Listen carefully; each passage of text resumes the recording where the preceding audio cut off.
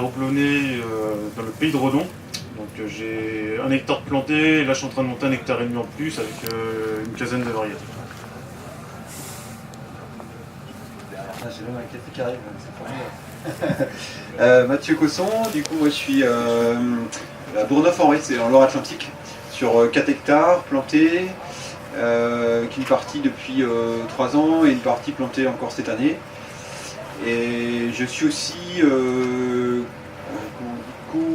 coordinateur de l'association Houblon de France, que je vais vous présenter juste en intro, avant qu'on cause un peu de nos expériences de houblonnier.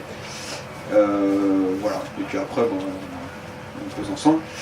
Je reprends mes petites fiches. Je ne sais pas si vous avez entendu parler de cette assoce. Donc c'est une assoce qui existe depuis 2015, qui est née au départ plutôt par des amateurs de houblon à droite à gauche, et que en fait nous on a plutôt voulu structurer pour essayer d'organiser un petit peu ce qu'on appelle les néo-houblonniers. C'est-à-dire c'est nous, on n'est pas ici du monde du houblon, on n'est ni alsacien, on n'est pas des Flandres, on n'est pas de. Voilà, c'est pas une génération de houblonniers. Et du coup, on est un petit peu répartis dans toute la France, on a des types types de fermes un peu différentes. Donc voilà, l'idée de Houblon de France, c'est de fédérer un petit peu tous ces gens-là. Donc on s'est fédéré, on s'est vu, on a bu des bières, et puis on a dit, bah, en fait c'est vrai qu'on a quand même pas mal de problématiques. Comment on va faire pour répondre à toutes ces problématiques, sachant qu'on a quand même beaucoup de choses en commun, beaucoup de problématiques communes. Et ce qu'on a essayé de faire, c'est essayer de se dire, voilà, on a une problématique, on va essayer d'y répondre. Donc on va essayer de répondre le plus possible en cherchant dans la vidéo. Voilà. Et donc on a ce qu'on appelle des actions au sein de Houblon de France pour établir ce qu'on appelle un plan d'action. Donc voilà, à chaque fois qu'on est responsable d'une action, donc Antoine t'expliquera ton action, c'est responsable d'une action. L'année dernière, j'étais responsable de l'action pelletisation du houblon, on pourra en parler, comment on pelletise, avec quel matériel, où on le trouve, etc. Donc en fait, voilà, on est plusieurs, on cherche, et puis en fait, tous les ans, on a un événement qu'on a créé sur Paris qui s'appelle le Comice du houblon, où on fait le point de tous ces événements, de toutes nos actions, etc. autour du houblon. À l'heure actuelle, j'ai pas le chiffre du jour, on est plus de 300 adhérents maintenant, on a commencé, on était une petite vingtaine, et maintenant on est plus de 300 adhérents, avec des adhérents qui sont alors de plus en plus des houblonniers historiques, mais c'est quand même une petite partie. Après ça va du, sans être péjoratif, du jardinier qui a 10 plants chez lui et qui va vouloir faire pousser du houblon pour la déco, pour brasser, jusqu'à beaucoup de brasseurs et aussi beaucoup de paysans qui se posent la question de comment on va essayer de diversifier notre culture, voilà, on s'intéresse au houblon, etc. Du coup, nous, l'idée, c'est vraiment de pouvoir à la fois fédérer, aussi de former et d'informer. Via notre, donc on a un site, on essaye de former, d'informer avec de la biblio, voilà, c'est une adhésion, et puis après on essaie de passer un maximum d'informations. Maintenant, on essaye aussi de faire des formations. Alors avec le peu d'expérience qu'on a, on dit que quand même, ça peut peut-être servir à d'autres. D'expliquer ce qu'on fait. Donc on a mis en place, il y en a une il n'y a pas très longtemps du côté des Yvelines, hein, chez Johan, qui est aussi l'autre coordinateur national. On se pose dans une houblonnière avec une structure porteuse, et l'idée c'est vraiment d'avoir les prémices de ce que c'est le houblon, comment ça se monte et comment c'est structuré. Et voilà. Et après, il y a d'autres formations qui existent, du coup avec des houblonniers alsaciens, c'est un peu plus solide. Voilà, nous c'est vraiment histoire de, on fait un petit peu ce qu'on est en train de faire là, mais sur une houblonnière. Sachant qu'il n'y en a pas non plus 15 000 en France, que la première c'était la mienne, hors coopérative.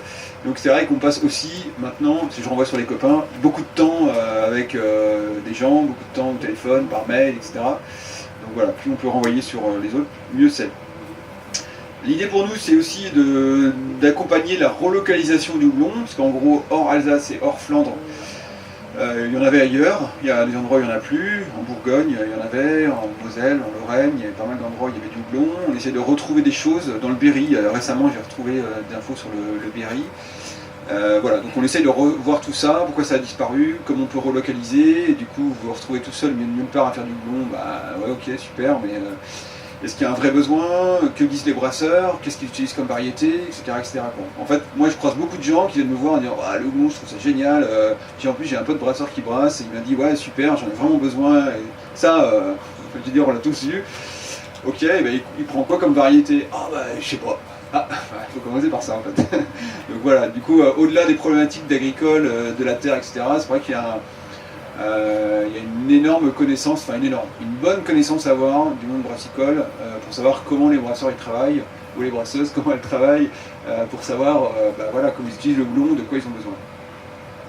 Et nous, l'idée aussi, c'est d'essayer de produire autrement, on va dire à 99,9% en France, le houblon il est produit en conventionnel, et nous on est, je dirais, à 99,9% à Houblon de France en bio. Et du coup, on est plutôt autour de cette tendance-là. On s'appuie pas mal sur l'expérience d'un lycée agricole qui est en Alsace, à Auvernais. Mais en gros, il y a des expérimentations qui sont faites là-bas, mais il n'y a rien qui sort. Donc c'est un peu compliqué de récupérer de l'information. Donc voilà, on essaie de récupérer pas mal de choses. On essaie de travailler, de retrouver des variétés anciennes, savoir pourquoi elles ont été arrêtées, est-ce qu'on les reprend, est-ce qu'on les reprend pas, comment on les multiplie. Et puis de travailler avec les brasseurs, toujours, de savoir de quoi vous avez besoin, de quoi, dans quel conditionnement, pourquoi vous n'avez pas de houblon. Sachant qu'en France, il y a un peu de production de houblon, je dis un peu par rapport à l'Allemagne, ou Nouvelle-Zélande, ou Australie, ou aux États-Unis. Et qu'on va dire qu'il y a quand même une grosse majorité, je crois que c'est 20% de la consommation du houblon en France, c'est sur du houblon français, tout le reste c'est du houblon étranger. Donc c'est vrai que c'est pas non plus gigantesque. Voilà un petit peu pour la présentation du houblon de France et puis ce qu'on essaye de faire. Donc après on est des bénévoles, on essaye de passer le plus de temps possible. On essaye de donner de notre temps. Alors après entre mai et septembre c'est un peu plus compliqué. Et juste rapide sur nos actions, moi je vous renvoie sur le site de Houblon de France. Donc il y a une action sur la bibliographie, il y a beaucoup de biblios à l'étranger, en France il n'y en a pas. Donc c'est essayer de traduire, voilà, donc si vous êtes fort en langue, vous êtes les bienvenus. Formation, comment on forme les gens, plutôt tout ce qui est recherche agronomique, une partie sur la communication et les événements, notamment sur notre événement sur le Comice, une partie sur l'équipement. Ça c'est plutôt toi, mon cher Antoine. Une partie sur la qualité aussi, les types de qualité de houblon. Le lien entre houblonnier et brasseur, ça c'est ma nouvelle action. Donc les liens qu'on a avec par exemple les syndicats, que ce soit le syndicat des brasseurs indépendants, ou le syndicat de brasseurs de France et autres personnes qui ne sont pas syndiquées. Comment on fait du lien, par exemple on nous parle souvent de contrat, comment on écrit un contrat, quelle valeur il a, est-ce qu'on l'écrit ensemble ou est-ce qu'il est écrit chacun de notre côté. Quel type de financement on peut essayer de récupérer, notamment pour monter les filières, et puis pour faire vivre une association comme celle-ci. On a une partie Agora, alors je crois qu'on n'a pas gardé celle-là. On a une partie plan aussi, parce qu'on a un vrai souci de trouver des plans de houblon, avec des problématiques sanitaires, enfin voilà, comme une plante assez classique, sauf que là, du coup, il n'y en a pas en France, donc il y en a, mais c'est très difficile de les avoir.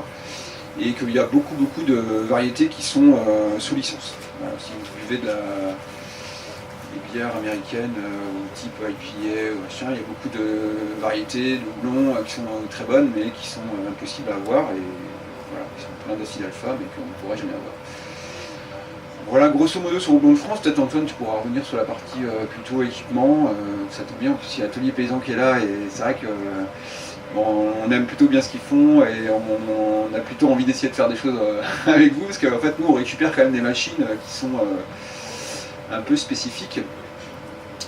C'est bien parce que je vois aussi que là vous regardez parce que Romain il a bien bossé, hein, c'est chouette. Juste en 2 mots pour la culture du houblon, je sais pas si tout le monde voit à peu près, j'aurais peut-être dû commencer par ça en fait. C'est une liane qui pousse entre on va dire 5 mètres et 9 mètres pour les hautes treillis, le long de ficelles. Et donc en fait on a en gros on a une vigne mais à entre 5 mètres et 9 mètres de haut. Donc avec des poteaux, des câbles dans tous les sens. Et tous les ans, comme pour faire monter une tomate, on plante des ficelles et on fait monter du houblon autour. Voilà, c'est le principe de base. Après on coupe tout, on fait passer tout ça dans une batteuse. Alors c'est que des plants femelles, donc on récupère des fleurs, il faut passer dans une batteuse, et voilà. Ça c'est celle de Romain. Et toute belle. Et donc ça trie le houblon. On récupère que les fleurs, on fait sécher et on conditionne en balle. Et le cas classique en France, c'est on conditionne en balle, on vend en coopérative, Coop d'Alsace, Coop du Nord. Sauf que nous maintenant on arrive, on n'a pas de coopérative, donc on conditionne en balle, on redéconditionne pour reconditionner pour les brasseurs. Avec toute la réglementation qui va avec, parce qu'on doit être certifié par France Agrimaire, etc. etc. Donc voilà, donc c'est un parcours un peu long, on doit tout faire. Ça nécessite des gros investissements au démarrage. Peut-être vous direz les gars, chez moi c'est à peu près, je suis grosso modo à 25 000 balles l'hectare, juste pour l'installation du treillis et mise en place des rhizomes. Bon, un rhizome c'est 3 euros, 2,50, 3 euros en moyenne le rhizome. Il en faut 3000 à l'hectare, donc ça vous donne à peu près l'idée quand vous mettez à planter comme Antoine 4 hectares, ça va une bonne douille. Ouais, c'est comme pour la vigne, hein, c'est un peu votre produit, vous n'allez pas commencer à mégoter sur le prix de la camelote, quoi. Par contre après, il y a plein de possibilités, de types de poteaux, de types de câbles, on n'est pas montés pareil tous les trois, ça se voit d'ailleurs. Et donc voilà, il y a plusieurs trucs comme ça à réfléchir, mais voilà, ça nécessite des investissements forts au démarrage. Vous n'avez pas de production à 100% avant 3 ans. Vous avez une chute de trésor évidemment pas négligeable, donc évidemment les banques moyen. Bien que maintenant elles commencent à s'intéresser au houblon, parce qu'elles voient que la bière ça va bien, donc elles se disent tiens le houblon, si le mec il se démerde pas trop mal, il peut peut-être s'en sortir quand même. Et au niveau culture, c'est assez particulier parce que en fait c'est que des engins très spécifiques, petits tracteurs, on travaille sur le côté, un peu comme la vigne aussi. Et en gros, pour faire simple, on nettoie nos interrants, on taille le houblon et on bute le houblon. Voilà, c'est un peu le mois de mars on commence et on récolte au mois de septembre. Donc du coup il faut du matériel spécifique, on ne peut rien mettre en cuba.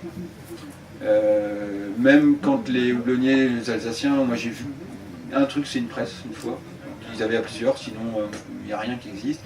Transporter une comme celle-là, c'est 2 tonnes. Moi j'ai une de 5, bon, ça ne se transporte pas, on a toujours besoin au même moment, donc c'est un peu compliqué. Donc au niveau du matos, c'est du matériel qui vient d'Alsace. On passe notre temps en Alsace, enfin un peu moins en Alsace, en Allemagne, en Belgique, en Angleterre, dans le Nord, pour chercher du matos d'occasion. Et du coup quand il arrive et puis que c'est du matériel allemand, bah, vous n'avez pas les pièces de rechange, donc il faut trouver les pièces de rechange, machin, etc. Donc ça met un petit peu de temps. Donc, le premier qui démarre, bah, c'est lui qui essuie les plâtres et puis qui trouve les bons trucs. Les copains qui arrivent derrière, ils repassent la deuxième couche. Mais voilà, du coup c'est quand même un peu spécifique, c'est du matériel qui coûte assez cher et puis il faut un peu tout de suite, faut avoir un petit peu de temps et il faut quand même rapidement avoir du monde, un peu comme la vie quoi en fait. Il y a beaucoup de choses qui se comparent à la vie. Voilà, et après encore une fois, on peut être un très bon houblonnier de terrain, culture, on peut être un très bon paysan et un mauvais commerçant. Vous êtes incapable de vendre votre houblon à des brasseurs. Et puis, du coup, vous vous retrouvez avec des tonnes de houblon dans votre chambre froide. Donc, voilà, donc il faut avoir un petit peu toute cette vision-là, quel métier. Voilà. Donc c'est un peu spécifique. On a... Mathieu, tu disais 25 000 € par hectare pour l'implantation, et après sur la partie matérielle, tu as une idée de l'investissement? Ouais, alors pour la récolte, là, il y a plusieurs personnes qui m'ont demandé, ça dépend un petit peu de ta surface. Ça vaut la machine 1000 balles, 10 000, moi je l'ai acheté 15 000, c'est une plus grosse. Après, pour 4 hectares, moi ça me va, toi 2, celle-là ça va. Mais en fait, ce qui est chiant, c'est que ça vient de Pologne ou d'Allemagne, donc tu rajoutes encore un gros billet pour le transport. Un séchoir comme on a, ça vaut 2500-3000 balles, c'est ça, grosso modo. Sauf que là, il y en a de moins en moins, donc là, les mecs ils commencent à les vendre à 4000. Un tracteur, bon bah là, c'est les tracteurs Arbo. Ouais, moi je l'ai acheté 13 000 à équiper. Les outils pour travailler sur le côté, c'est vite 3 000, 3 500 balles. C'est toute la l'hydraulique, ça coûte une blinde. qu'est-ce qu'il y a après en termes de gros... La presse, c'est 5000 balles. Une chambre froide, ça dépend de l'état. Moi, la mienne, elle m'a coûté 2000 balles et j'ai une partie de moteur à refaire parce qu'elle avait fait trop d'humidité. C'est un truc de maraîcher. Qu'est-ce qu'on a d'autre encore qui coûte cher une machine sous vide, là, tu vois, moi j'en avais une super bonne, la cloche, qui valait 2000 balles. Elle est super bien, elle marche, elle a 1 mois et demi. Je vais la revendre parce qu'il faut que je la tune mieux, parce que ça fonctionne mieux, ça vaut aussi 1000 balles. Donc voilà, alors si t'as une COP, elle est pas emmerdée, hein. C'est la COP qui fait tout pour toi, donc voilà. Donc c'est vrai que, mais comme tout, je dirais, tu vois, tu dois connaître en brasserie, de toute façon, dès que tu achètes un truc. En fait, ce qui est un peu compliqué, moi je m'en suis rendu compte vraiment cette année, c'est que tu achètes un équipement neuf ou d'occasion. Je dirais que l'investissement, avec la banque, tu l'as calculé, tu sais que ça vaut 15 000 balles une machine, voilà. Ce que tu n'as pas évalué, c'est la trésor à côté, quoi, en fait. Et toute la réparation, parce que ta machine va tomber en panne, toutes les pièces de rechange.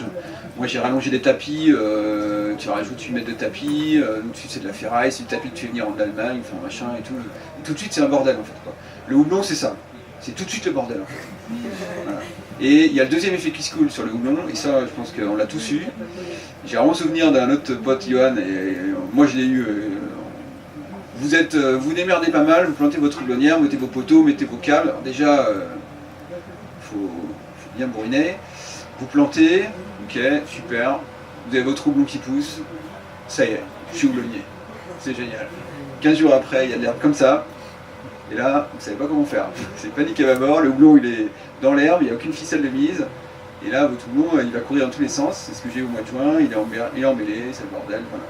Donc, du coup, c'est vrai que nous on teste, mais on ne peut pas trop tester des choses encore pour l'instant, parce qu'il faut quand même qu'on ait du houblon qui sorte, parce qu'il faut quand même qu'on puisse rembourser la banque. Voilà. Donc faut tester doucement. Mais en fait, on teste par méconnaissance, je dirais. Non. Et par système. Parce qu'on essaye, ça marche pas, et puis en fait on veut un peu reproduire ce que font les Alsaciens, parce qu'on sait que ça marche, ou les Allemands. Mais on n'a pas les bons outils, on ne sait pas bien s'en servir, on n'arrive pas trop. Moi je me suis fait déglinguer par le mildiou cette année, mais alors déglinguer, j'ai une production qui est 3 fois moins que ce que j'avais prévu, c'est incroyable mais vrai, mais c'est comme ça. Mais j'avais pas acheté les bons, voilà, j'avais pas tout ce qu'il fallait quoi. Donc voilà. Vas-y, parce que du coup, deuxième micro. Du coup aussi dans la réflexion au niveau matériel, on a l'idée aussi de là où on a observé où il y avait du houblon, donc Alsace, 20 hectares, 30 hectares, 40 hectares, c'est un peu beaucoup pour nous. À l'époque, dans leur réflexion, ils avaient du matériel qu'ils pouvaient aussi mutualiser. Notamment, c'est Brassier Rossmann. Et bah du coup lui, il avait la plus grosse machine de tri du houblon à l'époque, et ben les houblonnières autour profitaient de sa machinerie pour aller trier les houblons. Ça peut se faire peut-être dans quelques années chez nous quand il y aura une filière de houblon qui se sera créée, qu'il y aura plusieurs houblonnières hyper locales qui marcheront, et là on pourra créer ce système-là, le recréer peut-être en mieux, en mutualisant et en ne s'enfermant pas dans une coopérative à but malfaisant. La liane, une fois qu'elle a été coupée, on va compter en heures. Parce que il y a beaucoup d'huile essentielle, ça se chauffe beaucoup, ça fermente beaucoup et ça se dégrade par oxydation aussi. D'où le système, une fois qu'on l'a coupé, de l'amener dans la trieuse et le plus rapidement possible dans le séchoir à houblon, qui 6 heures après à 60 degrés va faire du houblon sec. Et ça va permettre de stabiliser déjà la fleur de houblon. Et là, on va devoir, vu que nous on ne marche pas en coopérative, avoir la chambre froide qui va aussi permettre, sans lumière et à température de 4-5 degrés, de le conserver à plus long terme. Après, à plus long terme, ça se compte aussi en mois. C'est plus en heures, mais en mois. Donc 6 mois, des fois, on a des variétés qui peuvent se dégrader de 40% en 6 mois, ou après, on peut retrouver dans les coopératives du houblon de 3 ans. Qu'est-ce qu'il vaut, quoi. Moi je l'ai fait cette année, passer des lianes pour des copains là. Je l'avais fait les dernières, il se trouve que ma machine a cassé. Du coup, ils se sont retrouvés avec toutes les lianes. Je les ai renvoyés sur Romain maintenant. Toutes les lianes se sont retrouvées dans leur bagnole, camion et tout. C'est un peu le bordel. Et la seule machine la plus proche, c'était dans le nord de la France, quoi. Ou en Alsace, ou en Allemagne, ou en Belgique, quoi. Ça, ils n'avaient pas trop évalué, quoi. Cette année, je l'ai refait pour des copains. Du coup, ça veut dire que toi, bah, toi, tu es en pleine récolte. Hop, ça te chante une journée. Donc ils arrivent, et ils arrivaient, donc ils ont tout fait à la main, ça a pris du temps, toutes les lianes étaient hyper humides, avec une épaisseur, une bâche, une autre épaisseur, genre le chinook était en dessous, avec des gros pompons énormes comme ça, lui était rempli d'eau, et la machine elle a eu plein d'emmerdes, il a commencé à... On l'a fait sécher, je l'ai remis en sac, et je l'ai refait sécher parce qu'il commençait à repiquer dans la chambre froide, quoi. Donc tu vois, c'est un peu... voilà. Et en plus, il faut que ça se cale bien, quoi. Tu vois, c'est un peu... Sans sa machine, c'est mieux. Sans cette machine, franchement... Bah, la machine, en fait, Sans la sienne, quoi. Même si c'est le voisin, ça peut être bien. pas forcément, ça dépend de quel. Quand on regarde en Alsace, les houblonnières se touchent. Donc après, ça peut être un système. Après, c'est vrai que sans machine du tout, c'est 2 heures à une personne pour un plant, t'as 3000 plants, 6000 heures de travail par hectare, rémunéré au SMIC. Hein, dans la zone proche, quoi. oui, voilà, c'est... Et au niveau machinerie aussi, je voulais revenir là-dessus, parce qu'il y a aussi une réflexion par rapport au système qu'on utilise, ne serait-ce que dans les houblonnières qu'on utilise. Moi, mes poteaux sont espacés de 15 mètres. Je la monte à l'alsacienne. Du coup, ça fait des grosses structures qui sont... Voilà, mais par contre, par la suite, une fois qu'on a réussi à la monter, si elle se casse pas la gueule avant, c'est que on a de la place pour travailler entre les espacements, 3 mètres, etc. Les poteaux sont hyper éloignés, on peut circuler dedans quand même assez facilement. Dans des types comme Romain, Romain il a monté, on va dire, un peu plus au type nordiste. Pour pas aller à la belge, quoi. Quasiment, c'est... moi je suis passé, toi c'est 15 mètres, moi c'est 5,60. Donc moi mes houblonnières sont quasiment surdimensionnées par rapport à ce qui existe réellement, quoi. Donc ça me coûte plus cher, ça c'est clair, à l'hectare que mes collègues. Mais c'est plus de poteaux, donc du coup le poteau de bois ça coûte cher, surtout quand il est traité. Et après j'ai plus de vent aussi, ouais. Je suis dans les fonds de vallée là, enfin, si vous venez par chez moi je vous montrerai, c'est trop plus simple. Et par contre, voilà, j'ai surdimensionné, c'est que s'il y a un orage au 15 août, moi faut que ça tienne, quoi. C'est que si elle se casse la gueule, moi je suis pas comme, on a eu un collègue là cet été, il y a 3 hectares qui est tombé avec un orage en Belgique, il a remonté ça en une semaine. Je suis pas sûr que j'ai les compétences pour remonter ça en une semaine, quoi. Et des sous. Et les sous, et le matos. Et surtout le matos, quoi. Parce que... tu me contredis si je dis l'hectare, mais je crois que c'est à l'hectare 40 tonnes de matière sèche. Et s'il pleut, c'est x2, c'est ça, hein. C'est x2 et après il compte aussi 10% de plus de poids par rapport à la pluie. Donc, Ouais. un orage en été avec des lianes, ça fait une masse monumentale qui peut faire fléchir les... Faut surtout pas négliger la structure. Enfin, si vous avez l'intention de monter une houblonnière avec du bambou, je vous le déconseille quand même. Et à l'époque, par contre, donc ça dépend aussi dans les petites houblonnières, parce qu'il peut y avoir des houblonnières pour être justement autonomes au niveau de sa brasserie. À l'époque, il faisait aussi 10 plants de houblon autour d'un pylône, ça fait système anti-pie, donc ça c'est possible de faire. Un plan, c'est 500 grammes de houblon, bon, ça peut réussir à faire des choses, quoi. Après, il y a aussi le système, comme il faisait à l'époque, c'était avec des cannes. Donc c'est des grandes cannes, le houblon poussait autour de la canne et au bout d'un moment, il faisait tomber la canne et là on pouvait récolter le houblon. Donc ça c'est des systèmes qui existaient avant, parce que tout le monde avait sa petite houblonnière comme son petit potager. Donc voilà, ça c'est des systèmes qui peuvent se créer dans un autre monde. Il y a beaucoup de monde pour faire les cueillettes, quoi. Il n'y a pas maintenant. Parce que la culture quand la récolte du houblon, les enfants loupaient l'école pour aller au milieu de la place du marché et il y avait toutes les générations qui se mélangeaient pour cultiver. Maintenant, il n'y a plus toute cette manœuvre. Je fais juste l'aparté sur la partie les brasseurs plantent leur houblonnière. Je sais pas si c'est des trucs, des fois Rosanne tu as eu écho ou quoi. Parce qu'en fait moi j'en croise là en ce moment, depuis quelques mois c'est non-stop quoi. C'est non-stop les coups de téléphone et machin, et je vais monter un demi-hectare, 1 hectare et je serai autonome et tout. Bon, c'est très bien. Moi dans l'idée je trouve ça super intéressant. Mais je commence déjà à avoir les premiers retours au printemps. Ouais Mathieu, là du coup j'ai plein d'herbes, comment je fais? Bah tu sais quoi, moi je suis sur mon tracteur, j'ai plein d'herbes aussi, donc tu te démerdes quoi. Toi ton métier c'est le brasseur, d'accord? Voilà. Donc en fait il y a une espèce de petit truc qui se fait, mais il faut savoir qu'à partir du moment où vous allez monter un demi-hectare, allez on va dire un demi-hectare, vous avez les mêmes emmerdes que si vous montez 30 hectares. C'est le même matériel, c'est plus petit, mais c'est les mêmes emmerdes. Donc ça en fait c'est un truc sur... moi j'ai rien contre, vraiment au contraire, je trouve ça très bien. J'ai des copains qui viennent de planter 1 hectare avec ils vont monter en plus une grosse brasserie et tout. Je leur dis c'est vraiment super en plus, voilà, c'est du circuit court, c'est l'autonomie, c'est vraiment hyper bien. Mais attention quoi, c'est hyper du temps. Comme dit Romain aussi sur le montage de la structure, c'est un truc faut pas mégoter sur les encres. Moi elles font 2,20 m mes encres, c'est du gros câble tiré à 1,5 tonne, enfin bon ça envoie du lourd. Faut pas dire ah ouais, une petite tank, ça va bien tenir. Sachant qu'il y a aussi danger de mort. Il y a déjà eu des morts sur des montages de houblonnières, parce qu'un poteau qui fait 9 mètres de haut et qui tombe, faut pas être en dessous, et ça arrive. Et donc du coup il y a aussi ce côté-là, parce que moi par exemple j'ai fait le pli de suivre ce que j'ai vu de la montée à l'Alsacienne, donc tout est monté au sol, c'est cool, ça va, et après on amène 14 tracteurs pour ma part, qui tirent en même temps sur la structure pour tout monter, et rang par rang. Bon, là justement j'ai la chance d'avoir un professionnel alsacien qui veut m'aider et qui a l'habitude de faire ça et qui va venir à la ferme pour le montage de ma houblonnière. Donc c'est une chance inouïe et c'est une chance. Et voilà, parce que moi je pensais que c'était allez, vas-y on va le faire, ça va être cool entre potes, on va dire ouais. Bah non, une fois qu'on voit les poteaux, les ancres, les câbles, on se dit que c'est vraiment danger de mort, et même le câble s'il est tendu et qu'il pète, on se fait couper en deux quoi. Donc c'est. Et on est en hauteur. Et on est en haut. Ouais. Nous on a monté les 2 hectares 3 avec un collègue,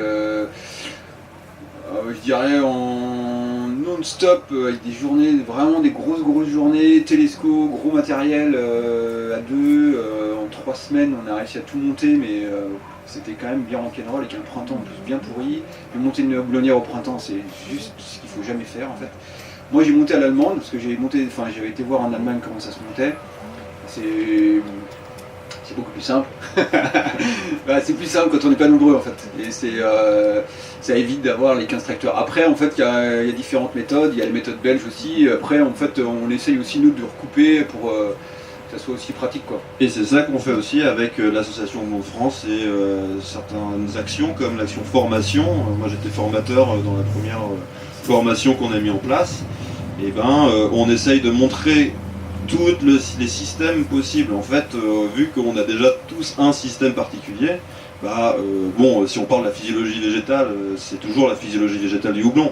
La structure, tout est différent, les besoins sont différents. Donc là, c'est vrai qu'avec l'atelier paysan, etc., on essaye de trouver des systèmes et donc des équipements particuliers. Parce que comme on voyait, 5,70 m entre poteaux, 15 mètres, c'est déjà pas la même. Après on peut avoir, comme en Alsace, un couvert végétal qui n'existe pas. Donc toujours du travail du sol, toujours, et donc du coup de la perte, du lessivage d'azote, etc. En Canada ils font ça avec une prairie, donc c'est plus sympa, mais il faut peut-être la tondre la prairie de temps en temps. Et comment on ramène de la terre sur le plan de houblon, il faut un butage. Le butage, moi par exemple j'ai envie de buter que sur les côtés. J'ai envie de travailler que sur les côtés et laisser une bande, parce que j'ai un sol limono qui se tasse, une bande enherbée au milieu. Voilà, c'est mon système. Donc du coup avec l'atelier on peut essayer de choper des matos spécifiques à mon système de prairie permanente au milieu et de travail sur le sol sur les côtés. Ça n'existe pas et on verra si ça peut exister. Mais voilà, tout ça c'est des spécificités au niveau de l'équipement.